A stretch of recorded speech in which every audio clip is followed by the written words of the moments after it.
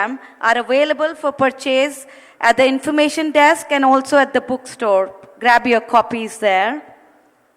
We are delighted to introduce twice born writers, the bilingual imagination.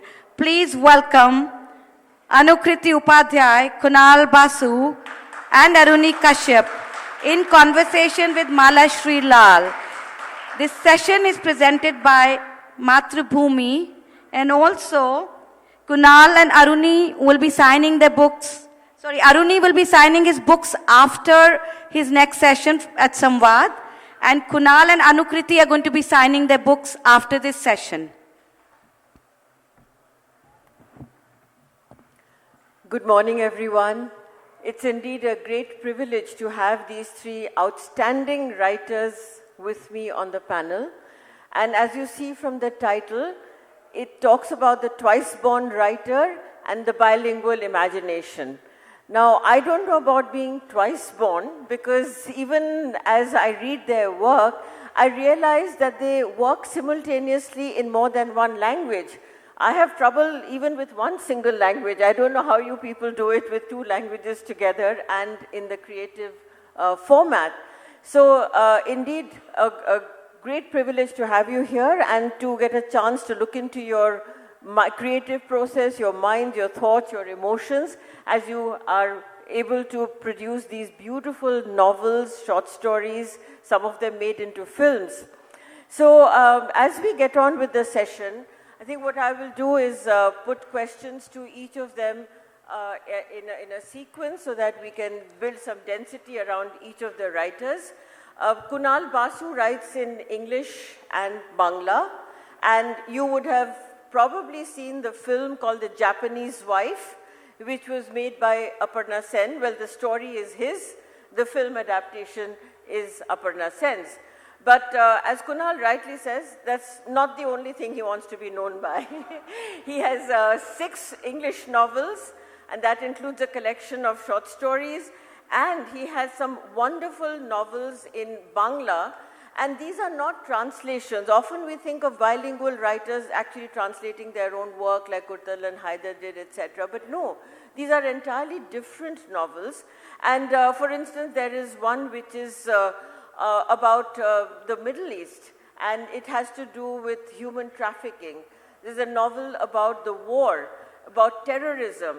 So the subjects are extremely contemporary, extremely diverse, and it is indeed a kind of a curiosity that I have as to how can a writer have this kind of a range in research, in the imagination, in the languages, and in the quality of writing. The other novel of Kunal's, which has been very well received, is The Miniaturist, which I believe is coming out in Hindi this year. It has already come out in a Hindi translation, but that translation is not Kunal's. He would rather do some fresh creative writing. And Kunal's new novel in English, Sarojini's Mother, was very thoughtfully sent to me by the publisher as a spiral-bound volume, which I happily read. Brilliant novel, and I believe it's just out. It's in the bookstore here at the JLF. And Sarojini's Mother is about a child who's adopted from a Calcutta slum and is in England and then wants to discover who the biological mother is. So as you can see, the range of subjects is very, very wide. Now I want to ask you, Kunal, as to how do you understand the idea of bilingualism? And I've been reading some of the notes and interviews about your work, and it seems that from the time of Bankim Chandra Chattopadhyay, now that's 19th century, there really hasn't been a bilingual writer of fiction in Bangla and English. Now that is really an amazing fact. I actually double-checked being a researcher myself, and I can see many members in the audience who will also be thinking along the same lines. So it actually shows how difficult it is to write in Bangla and English in a creative manner. So how do you account for that kind of bilingualism, and what is your impetus for taking up this huge challenge? नमस्ते. देखिए, मेरा हिंदी शुद्ध नहीं है, और बंगाली तो आप लोग समझेंगे नहीं, सो आपसे क्षमा प्रार्थना करके मैं अंग्रेजी में ही बात करता हूँ. Okay. You know, I was taking the bus this morning, coming from the hotel to Diggy Palace, and there was a foreign member who was also coming to JLF sitting next to me. And he said, what do you do? And I said, well, I write books. I said, well, in what language? And inadvertently I said, in English. And he said, oh, perhaps he was expecting that I would say I write in Bangla or Hindi or Tamil because I'm an Indian. And I have to tell you that my answer rankled inside me. Because one of the biggest gifts of being born an Indian, which itself is a great gift, is the great multilinguality of this country.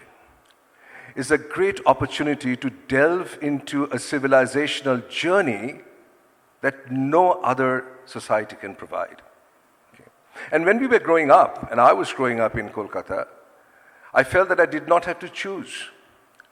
Bankim Chandra Chattopadhyay was as close to me as Mirza Ghalib, as Munshi Premchand, as Charles Dickens. And which means that we Indians are a very unique tribe, that we have multiple literary streams flowing within us. But it's unfortunate that we do not recognize that stream. And we choose to swim only in one current. And that current, I think unfortunately in this day and age, is English. So although I have written most of my novels and short stories in English, and continue to write in English, which is an Indian language at the end of the day, I think embracing the other languages, and if I could write in Hindi, if I could write in Odia, if I could write in Ahomia, I would have loved to have done that. That is my gift as an Indian. Now, the choice between whether I would want to write in English or Bangla, as you very kindly pointed out, depends upon the kind of story I want to tell. Some stories suggest the context, the language, the characters, the ambience, the nuances, the subterranean language. Every story appears in a subterranean language. So take The Japanese Wife, for example, which is a story which is about a man in the Sundarbans who falls in love through letters with a Japanese woman. Now, could this story be written in Bangla? Of course, it could have been written in Bangla. Okay. But when I thought of the story, when the gist of the story appeared in my mind, I heard the first line of the story. And that first line was, she sent him kites. And so I had no choice but to write the story in English. Likewise, for the novel that you just mentioned, which is set in Iraq, about two Indian women, a journalist and a victim of trafficking who meet in Iraq after the death of Saddam Hussein, was written originally in Bangla, Tejoshini O Shabnam. Just now recently translated into English, it's available, called The End Game. So my agent in London said, Kunal, why didn't you write this novel in English? What a global story. Two Indian women from two different class backgrounds, circumstantial backgrounds, meeting in the Middle East in a war. Why didn't you write this in English? I said, because when I was researching this novel, I went to South Bengal to meet with young girls who had been rescued from traffickers. And it completely broke my heart. It silenced my pen. The ferocity of trafficking struck me in the face. And the world of the trafficked girls, little girls, was that of Bengali. And so I had no option but to write that novel in Bangla. So how do I do it? I do it, my stories suggest the linguistic world I inhabit, but I'm very conscious that in adopting one world, I'm not rejecting the other. In writing in English, I would never reject Bangla. In writing in Bangla, I would not reject English. I'm going to turn to you, Aruni, with a similar kind of a question. Aruni Kashyap writes in English and Assamese. And it's the subject of insurgency that most people associate with Assam, but Aruni has written it very differently and absolutely brilliantly. The debut novel, The House with a Thousand Stories, is in a way breaking the stereotype of how we understand Assam, and even more so, a more recent collection which is called His Father's Disease. It looks at Assam with very fresh eyes, looking at the rich history, the narratives, the food, the way people understand the body of the state, the body of their own self and culture. And in many ways, I think Aruni is breaking absolutely new ground in writing about Assam. But he's doing this in English. Now, unlike the fact that I can read Bangla and can follow what Kunal is writing in Bangla, I don't know Assamese. So I have to depend on Aruni for telling me more about his Assamese work. But he's immensely popular for the novels which are being serialized in several journals in Assam, and many of them find their way into the collections. And I'm also curious, Aruni, about the new collection, the anthology that you're coming up with, which is titled How to Tell a Story About an Insurgency, where you've collected material from different parts of the state. So what determines the language you're writing in, and how easy or difficult is it for you to be a bilingual writer? Thank you. Thank you for that very generous introduction and comments. I think Kunal has said it all, actually. I don't really need to repeat it. The stories actually choose the language. And when I wrote House of the Thousand Stories, which is my first novel, I heard the voice of a 17-year-old young person who speaks in English and Assamese both, but goes to an English medium schools. In fact, after The House of the Thousand Stories was published, many Assamese publishers wanted me to do a translation, and I did. I actually published one episode. It was terrible. My father said, please do not do it. So thankfully, a very close friend has finally translated it, and an Assamese version is coming out, and I think it is better than the English version, and somebody else has done it. Beautifully translated. But I couldn't do it because I couldn't hear Pablo's voice, the main character's voice, in Assamese. You know, I heard him only in English, and I couldn't replicate that. When I wrote my collection of stories, actually were written over almost 10 years. I have many stories, and when my agent and I decided what would be my next book, and we decided to put these 10 stories together and put it together into a collection which was published in November, called His Father's Disease. I think the difference between Assamese and English breaks a lot in His Father's Disease, because one of the short stories called The Love Lives of People Who Look Like Kalpen, set in Michigan, is the first chapter of my Assamese novel. And I wrote the story in English, and I realized that I really wanted to know more about the characters. Then Diganta Oja, who is an editor of Hathori magazine, it's a monthly, he said, do you have a novel that we can serialize? And I was thinking about this character, so I started writing the novel, and which became this book actually. And but the first chapter is actually a short story that is in the collection in English. In a similar way, I think my Assamese and English writing are not different. They interact with each other. They are part of the same universe, and a lot of these choices are very subconscious. They are not conscious choices, actually. And if that was the case, after writing House of the Thousand Stories, I could have written more English novels, but I found myself writing repeatedly in Assamese. I wrote 3 more novellas for, those big fat puja, Sharodiyo issues and Bihu issues. And I really had a lot of fun writing that. Regarding your, but at the same time, I just want to I tell this to all my friends all the time that, I don't think I deserve a cookie for writing in 2 languages. I think some of the greatest writers in India write in 2 languages. And in fact, there's an essay by Ramchandra Guha. He talks about the bilingual writers who wrote before and immediately after independence. He lists many writers and who wrote actually in 2 languages very easily. And he says that bilingual writing is actually very fundamental to the Indian experience. In fact, multilinguality.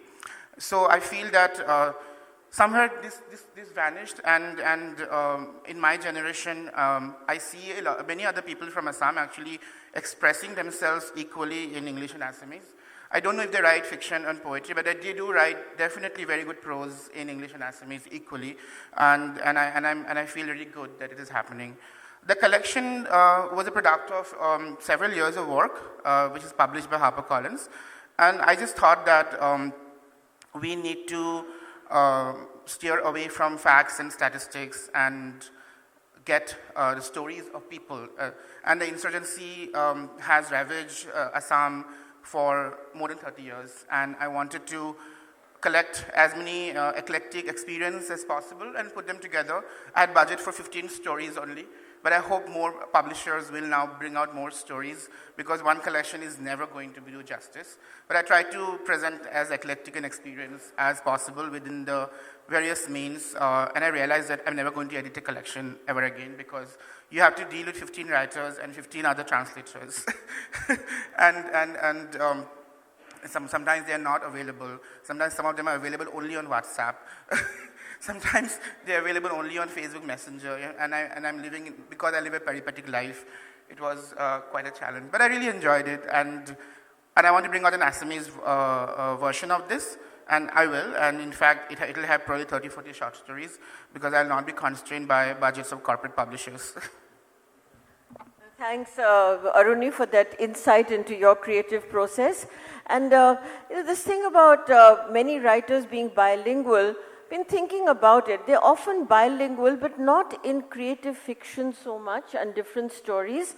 I mean, Tagore comes to my mind quite readily, but not fiction in two languages. You know, one may write prose in one language, discursive writing, but fiction which requires a different kind of social framing, linguistic ability, dialogues, characters. I think that's a really difficult thing to do in two languages. I agree, it's rare. Yes. Yeah, it's rare. So, Anukriti, I'm now going to turn to you. In a way, she's a daughter of Rajasthan, if I may say so, born and brought up in Jaipur, but then has moved away to many other parts of the world. Absolutely an enchanting storyteller. At the beginning of the JLF, there was a rich tribute that was paid to Vijayadan Deta, Bijji as we all knew him to be, for his Batari Phulwadi, the collection of folk tales that he rendered into imaginative writing in Rajasthani, and then, of course, has been translated into Hindi and English and other languages. And to some extent, Anukriti, your work reminded me of Bijji. But you've done something far more different in the sense that you write directly in English. So these two beautiful novels called Bhaunri and Daura are written in English about Rajasthan, and they do have that magic in the storytelling. They do have the folktale kind of a structure. They have a huge amount of imaginative recreation of the desert and its people and the tribal communities. But in English, it doesn't sound at all unnatural or forced, and they're absolutely lyrical and beautifully written books, including, if I may just put a footnote, of the title of Daura. Daura means a journey, but it also means an epileptic fit. And I think this kind of play on language is very central to Anukriti's writing.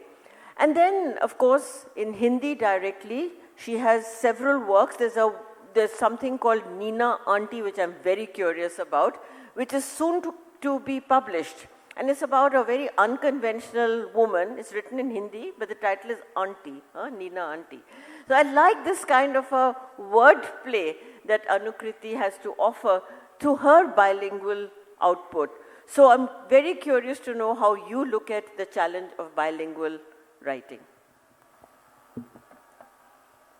First of all, thank you for tremendously kind words, and Bijji is a big name. I feel honored and very, very humbled. My name cannot be mentioned in the same league as his. But if you feel that I have managed to capture a bit of Rajasthan in my work, it's very gratifying and truly grateful. As to the challenge of bilingual writing, my experience is a little bit different from Kunal's and Aruni's. So Hindi was primary language for the longest time for me, and I wrote a lot of poetry in Hindi.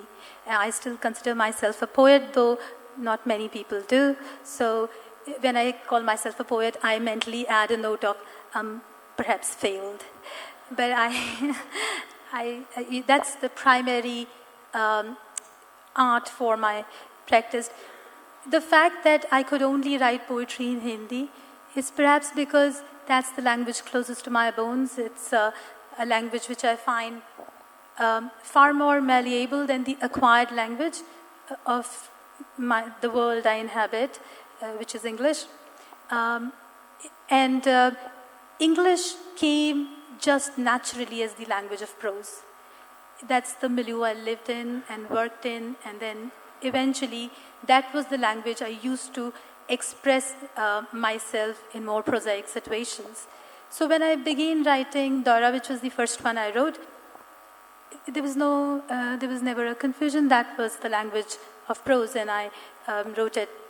By the way, the credit for the title for Daura does not go to me. It goes to my publisher, Udayan, who there's a line in the novel where one of the characters says that the district collector is going on a Daura, and the district collector laughs and says, yeah, probably it is a Daura, it's a tour of duty, and he's probably losing his sanity because of the experiences he has had in the desert.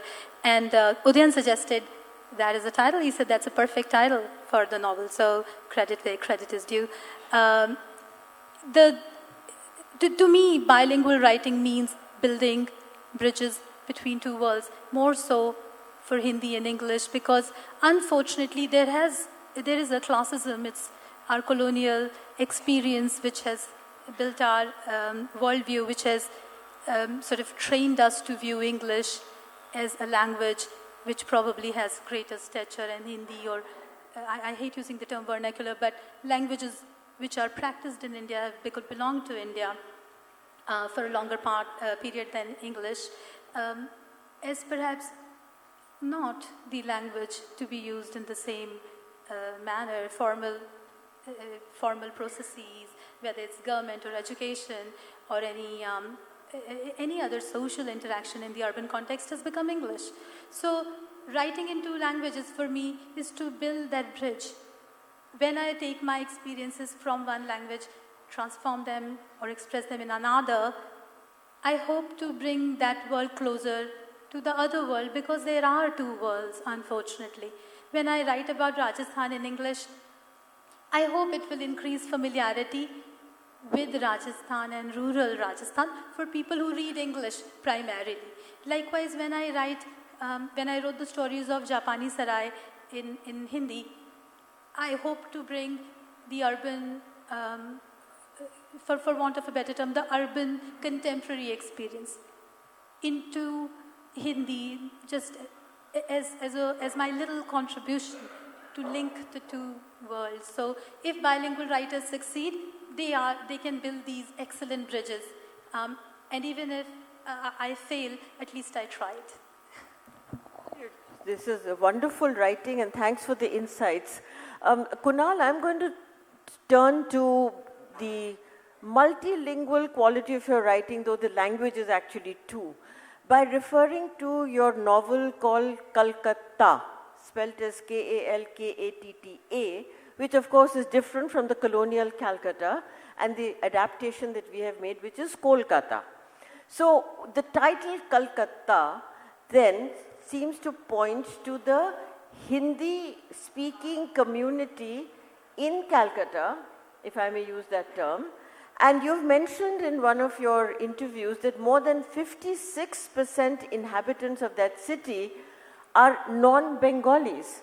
And the protagonist of Kalkatta is a Bihari Muslim lad who is a gigolo. And he is going after these wealthy Bengali ladies who need an escort, and that's the service that he offers. So it's an unusual setting, an unusual bridge of languages, using Anukriti's term for it.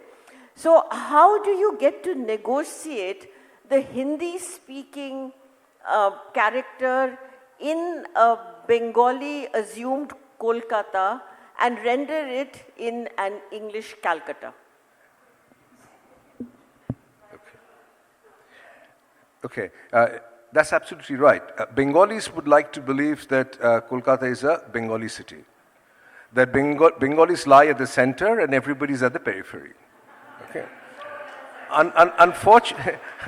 Unfortunately for Bengalis, actually Bengalis lie in the periphery and the heart of Kolkata is wonderfully diverse. So the Nakhoda Mosque, around which this novel is built, was built by Gujaratis, traders who came from Gujarat to eastern India. Okay. Marwari communities, Biharis from eastern UP, western UP, from Andhra, from Odisha. Growing up, I've heard the different languages, heard the different dialects. What has helped me, Malashri, if I may say this, is in my early years, I was a political activist. I had no intention of writing. I wanted to commit the revolution for India.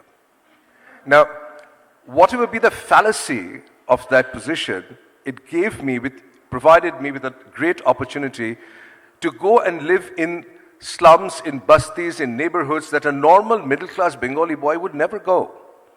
It took me out of my skin.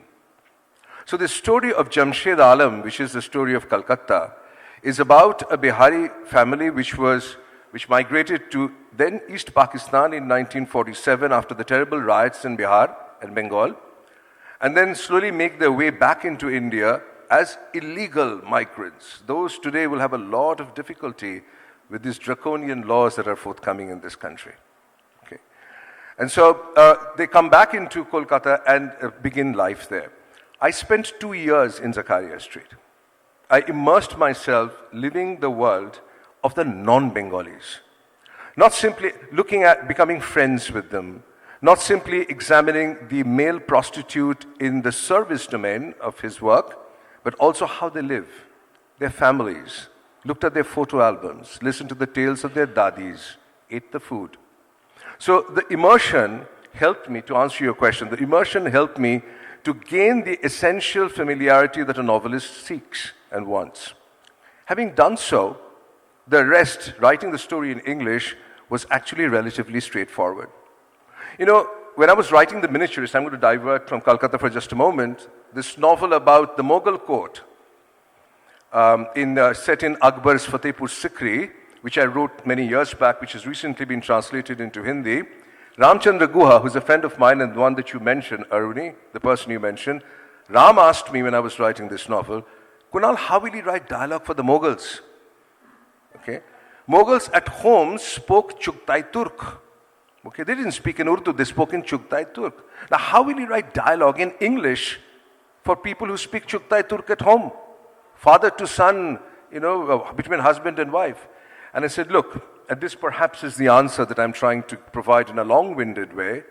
I write essential dialogue. Essential dialogue is the same across cultures. So a father would tell his son, why didn't you study? Why are you wasting your time? Okay? The subterranean language could be Bangla, could be Urdu, could be Hindi, could be Gujarati, could be Marwari. Okay? But the essential language, so I wrote in the essential language of English, but hopefully, if the novel has worked, you would hear the subterranean language in your ear.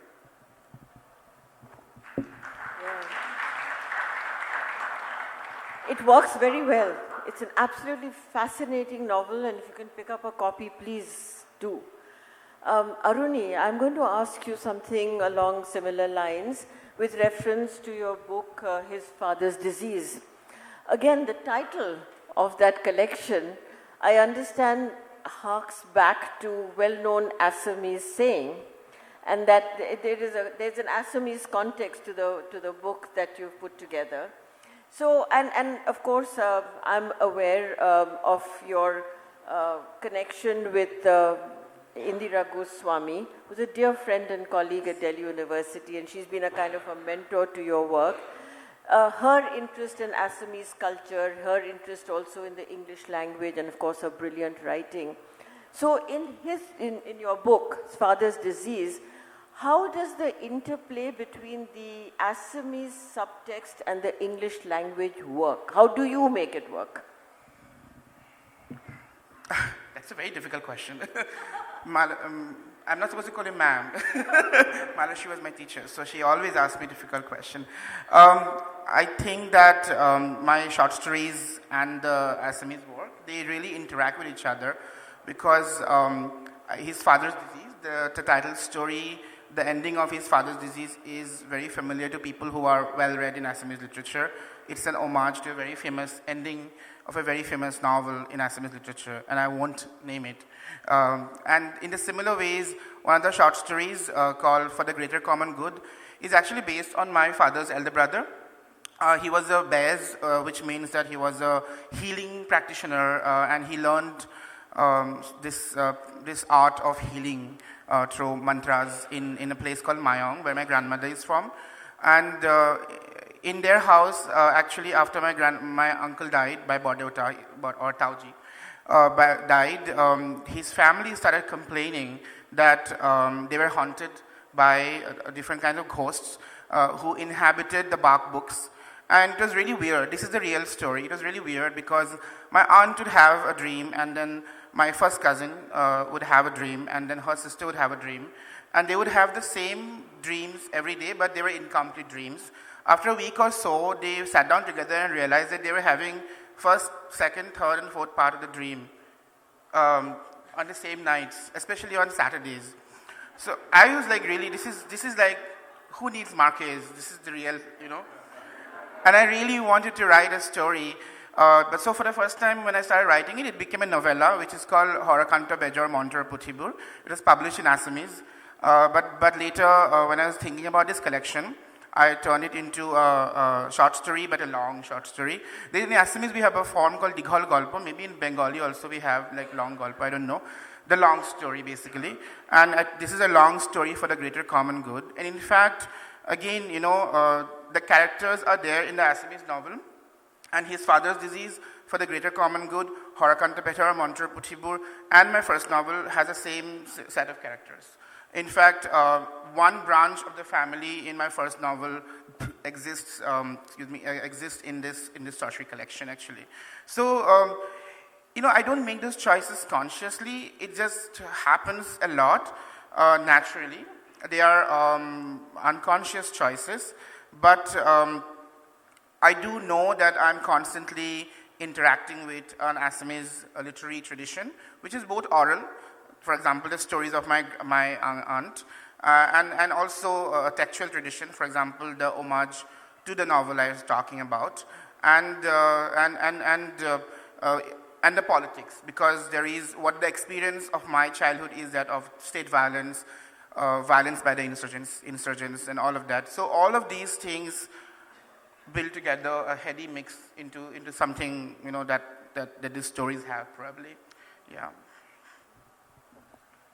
Well, thanks for that insight. Yes, Assam, and you grew up in that era of insurgency in Assam, right, yeah. and the language choice becomes difficult as to how to express those political thoughts and those very strong emotions. Anukriti, I'm going to turn to your collection in Hindi, Japani Sarai, which is a context very far away, very different from Rajasthan. It's a collection of interlinked stories, am I right? And that's right, independent stories, but there's a theme there which seems to link it, which is human relationships, parent-child relationships, loneliness, issues of that variety. So when you're writing Japani Sarai, a collection of stories in Hindi, talking of global experiences, are you pushing the boundary of bilingualism? You know, trying to melt that boundary between Hindi and English, and for that matter, different linguistics experiences in many other parts of the world as well. I mean, actually breaking the boundaries of language. Would you say something like that is in your mind? To be honest, when I'm writing a story, it's only the story that's happening in my mind. But when I rework the drafts, then I do realize that there are other contexts to it which are not clear when I'm doing the first or the second version. So whether I'm trying to melt the boundaries, yes, constantly. I feel very fortunate that there are two languages in which I can express myself. But like Kunal said, at the same time, I feel not so fortunate because there are so many other languages in India which I could have learned, and I could have shared their rich sources and brought them into my creative process. So what I'm trying to do in my small way is to find inroads into human experiences in whichever way possible. Language ought not to be a barrier, it ought to be a synthesizer. It ought to knit people together. It should not define our identity, it's part of our identity. The more languages we have, the more complex, more rich, more layered identity we have. And the more rich and layered way we have of expressing them. So language is a vessel we can pour our experiences into. Where the experiences come from and how they transform into the languages, a process which far bigger names have not been able to actually say. I've got authority to back me. Ghalib, who wrote आते हैं गैब से ये मज़ामी ख़याल में, गालिब सरीर खामा नवाए सरोश है. Where do these stories come from? I don't know. But once they come, I try to use them as a tool, I must confess, to break through to others who otherwise may not have access to those stories. Does that answer your question at all? Yes, it does, because you are talking about how language becomes the medium for an emotion, and one doesn't necessarily choose. And the more languages one has, the richer is that human experience or the writer's experience. Kunal, I'm going to pick that up and turn to your interest in historical fiction. You mentioned The Miniaturist, which has been an absolutely runaway success. Even this morning I was thumbing through it. And I'm sure in its Hindi translation and in many other avatars, it's going to reach a very large audience. Maybe it'll make another film. It's very visual. Now, historical fiction, and right now, we're really worrying about the definition of history. Are you still drawn to the idea of historical fiction, and what do you understand by that genre, which has become very popular and is interpreted in so many ways? But your earlier novels, at least the first 3 of them, were very much into the genre of historical fiction. Yeah. No, I think I'm a failed historian. I should have studied history in school, but when I was growing up, everybody in India wanted to be an engineer or a doctor. Okay? And so, stupid person that I was, I abandoned history to study all these subjects for which I had no love for. Okay? So the historian is still weeping inside me. Okay? And therefore, I take them, I try to address it by writing historical novels. My first 4 novels were historical. And a future one might well be. The role of the historical novelist, in my view, there's several roles, and different authors interpret what they write and how they write differently. Literature is no handmaiden to history. In other words, in writing a historical novel, my objective is not to string out the facts and the times and put in some imaginary characters just so people can appreciate and understand the historical period a bit better. Okay? There's some historians who feel that fiction writers are actually providing popularization of history. That's the job of a historical fiction writer. I don't see that as the terms of my employment. So what I see history is a treasure trove. It's an absolute treasure trove of stories, particularly those that are incomplete stories. Okay, I'm going to give you an example. When Humayun died, Emperor Humayun died, Akbar inherited his Kitab Khana. Okay? And there were these amazing artists who had come from Iran to work in then Hindustan, because India was like the US. It was a destination of immigrants. Okay? And the Iranian masters who came brought forth the tradition of a great Iranian called Kamaluddin Behzad. Okay? And so when one of these masters, Abdul Shamad Sirazi, had a son in India, born in India, he names him Behzad. Okay? Because this boy is a child prodigy. And this is true. There was an Abdul Shamad Siraji, there was a Behzad, a child prodigy. But then history falls silent. What happened to him? Did he die early? Did he stop painting? We don't know. Encyclopedia Iranica has no mention of him. Indian history has no mention of the son of Abdul Shamad Siraji. So I made up a story about him. What could have happened to him? Okay. In other words, for me, history provides me with the wings of imagination. You see, fiction ultimately is the act of imagination, okay, that we humans have been gifted with. And therefore, history provides with figments of thoughts, with domains, with ideas, which probably are ripe for fertilizing the imagination. So that's what I have done. And in doing so, obviously, we'll always face the challenge of veracity. Some people can turn around and say, but there was no court painter called Behzad in Akbar's court. There was none. In my first novel, I sent a Bengali Brahmin from Kolkata to Canton during the Opium Wars. There is no record of a Bengali Brahmin going to Canton from Kolkata. But could one have gone? Yes. After all, the British centered their opium trade in Kolkata, from where the opium, the heinous drug, was shipped all over the world, particularly to China, and led to the two Opium Wars. So could a Bengali Brahmin, unsuspecting, a clerk in the opium trade, have made his way into Canton? Well, that's what I have imagined. So to answer your question, historical fiction continues to be a consummate area of writing for me, and I essentially see history as a treasure trove that I can go and raid.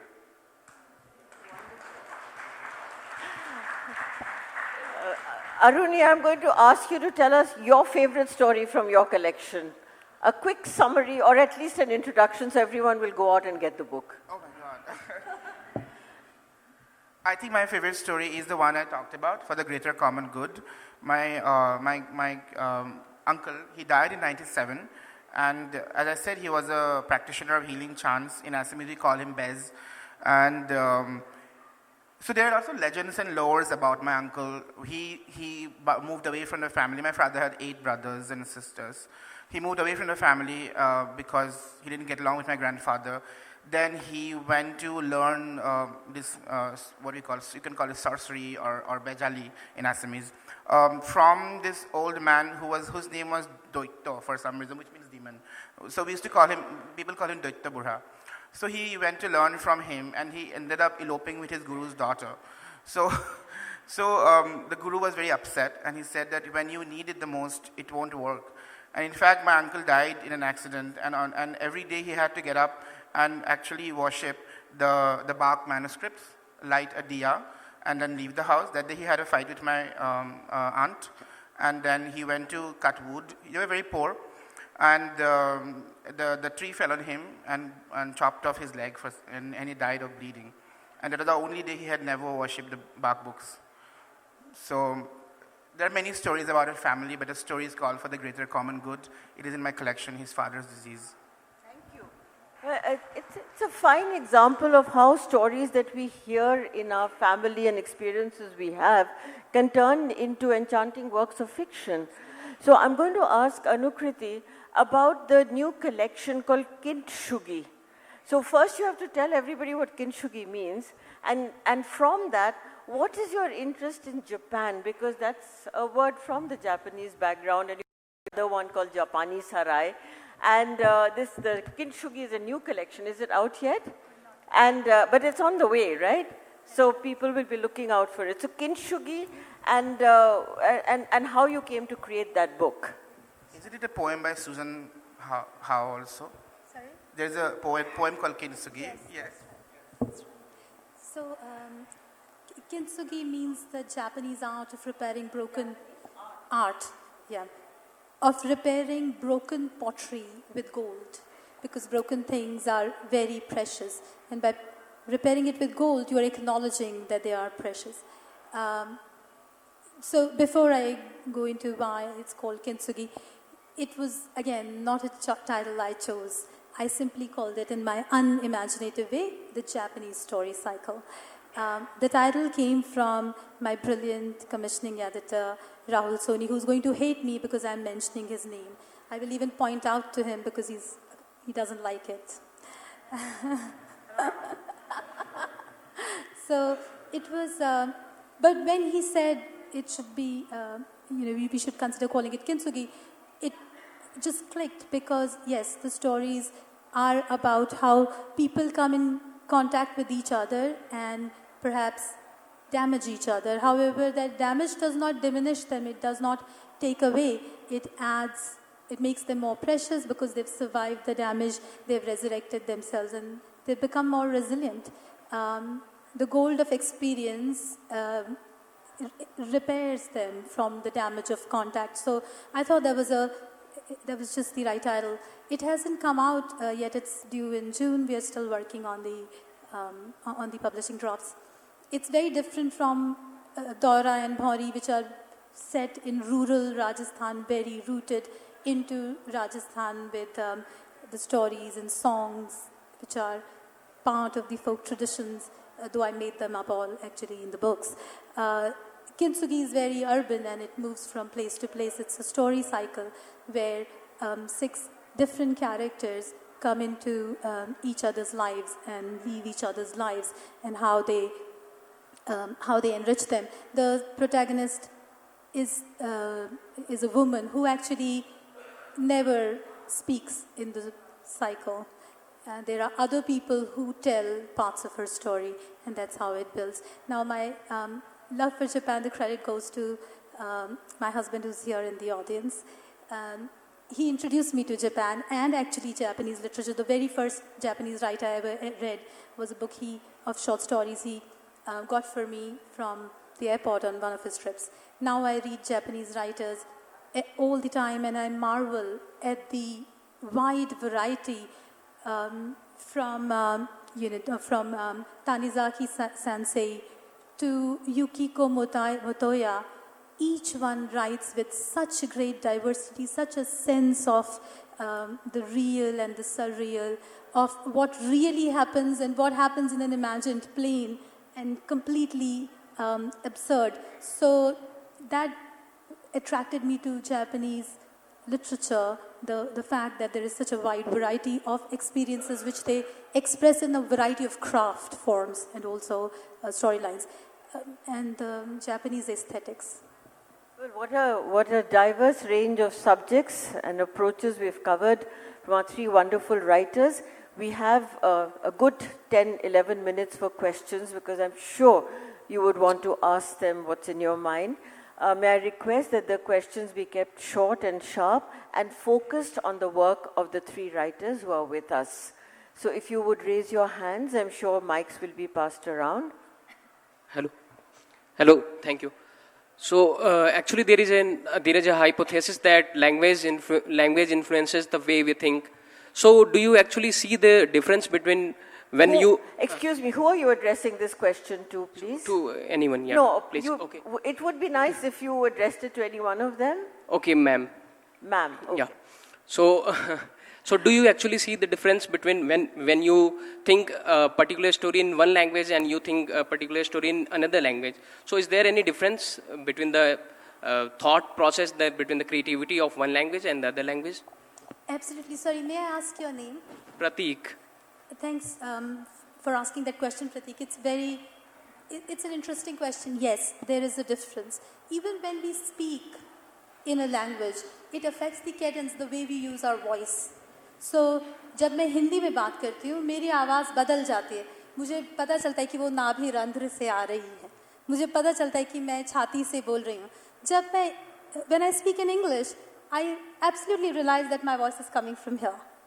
So, when your voice changes when you use a language, then of course it has impact on your imagination, the way you write. For me, I can only speak for myself. For me, when I write in English, it's more angular. I can pare it down, make it tighter all the time. I can be quite unloving in many ways towards what I have written. I am not attached to it. When I write in Hindi, I find myself, following different pathways, just going with the flow, just metaphors and images, and it becomes difficult to rein that in. So, yes, the language, at least for me, changes my experience, my craft, even the stories I tell. Does that answer your question? Thank you. Thanks, Chris. There's a question from Neelam Saran Gaur right here in the front, please. My question is to Kunal and Anukrti both.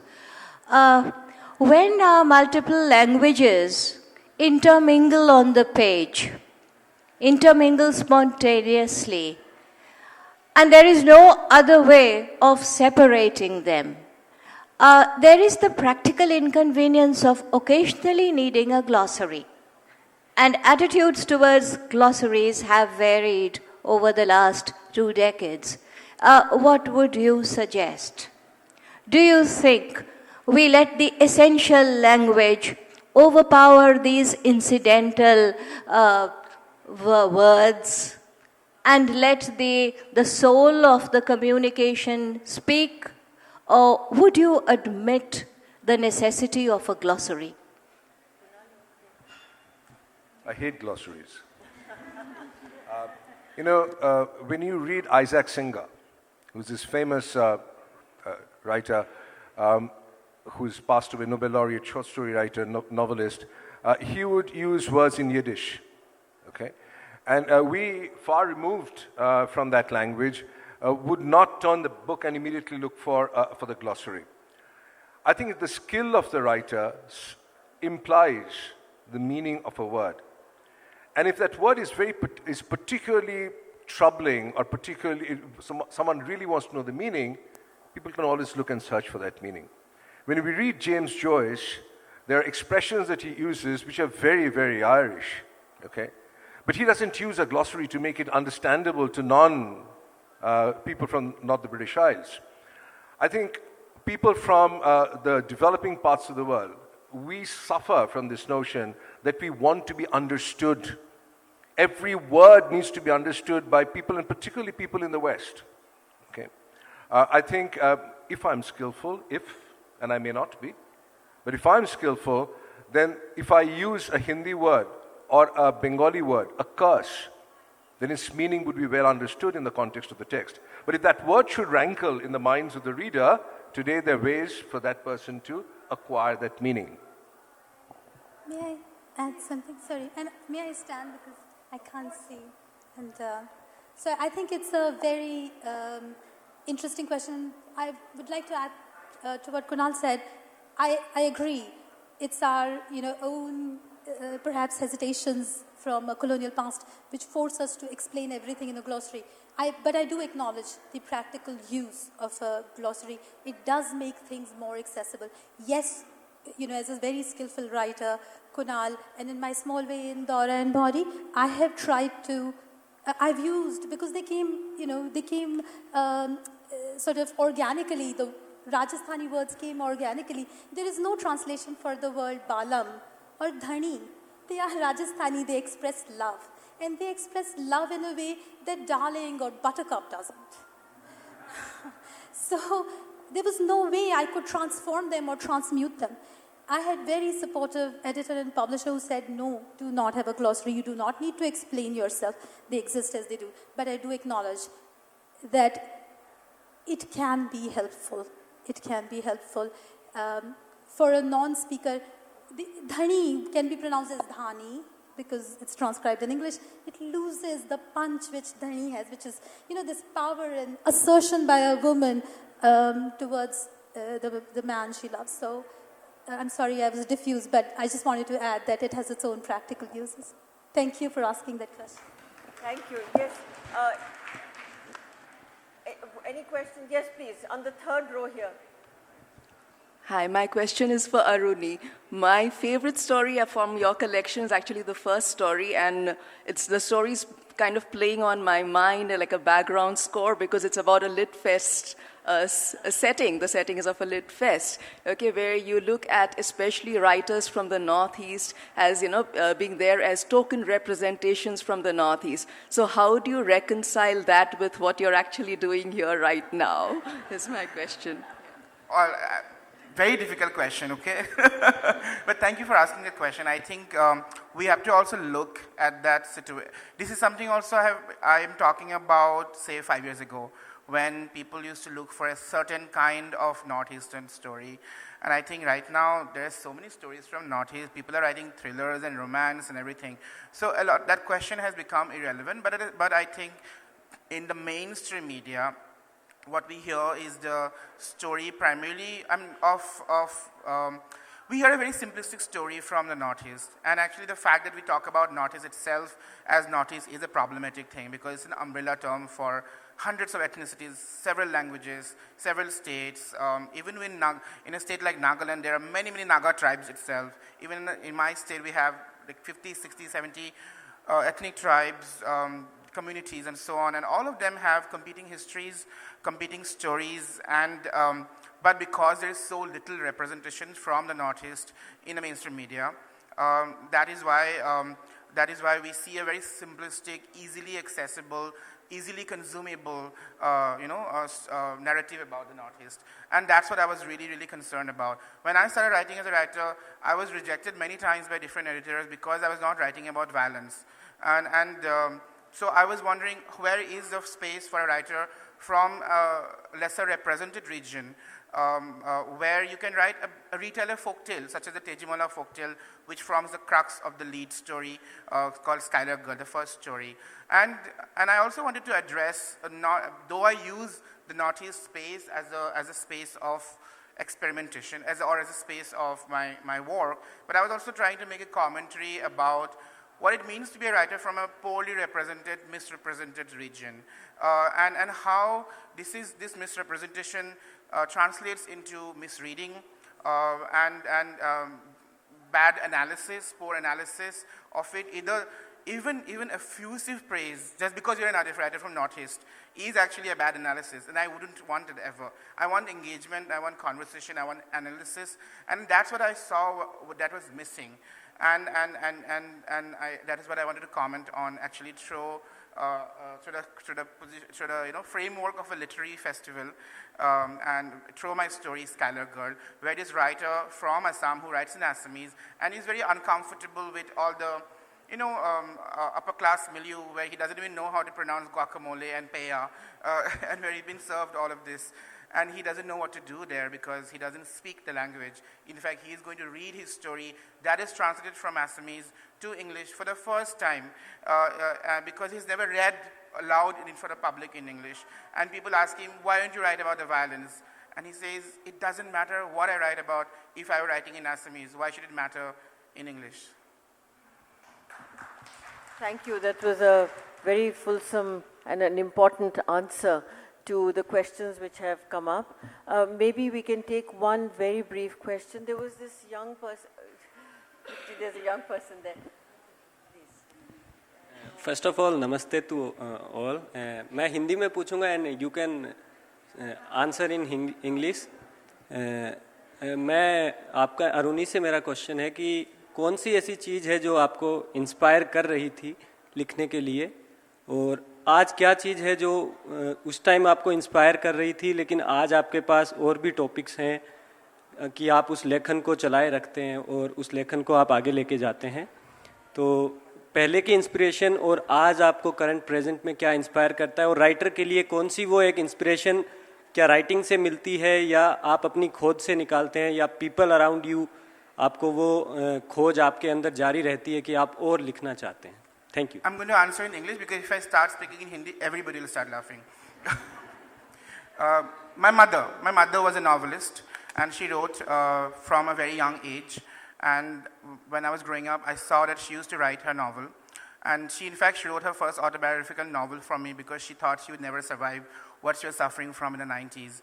And she thought that I would grow up and read the novel and know her story. But she lived longer than that, though she passed away in 2016. So my mother has been the inspiration I write because I saw my mother doing, and I saw that she was getting importance and attention from people. So as a child, I started writing and copying her. But later, of course, as I grew up as a person, I started becoming very aware of who I am, where I'm from, human rights, storytelling, and how all of these can be sort of, how actually I can talk about justice through storytelling has been my main concern. Thank you for your question. Beautiful question. Thank you. Thank you, Kunal, Anukriti, Aruni, for a wonderful session and this great audience for your engaged Thank you. What attention a crowd. to all that has been said here. Thank you very much. Thank you, Malashri. Thank you, We wish to Malashri. thank Anukriti Upadhyay, Kunal Basu and Aruni Kashyap for a fantastic conversation with Malashri Lal. Anukrti and Kunal will be signing copies of their book outside Durbar Hall on the left. Ladies and gentlemen, please help us in keeping the festival venues clean and dispose of your waste in the waste bins placed across Digi Palace.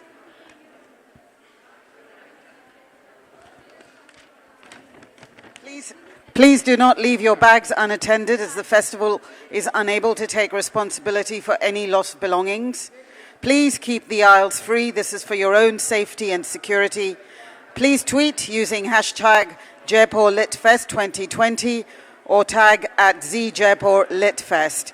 The Medical and First Aid Center is located at the entrance arch of Digi Palace. We also have the first aid desks set up across the venue.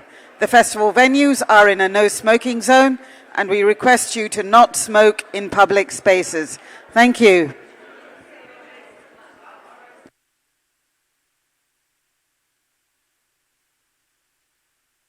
NBIFL.com. Tickets available on Book My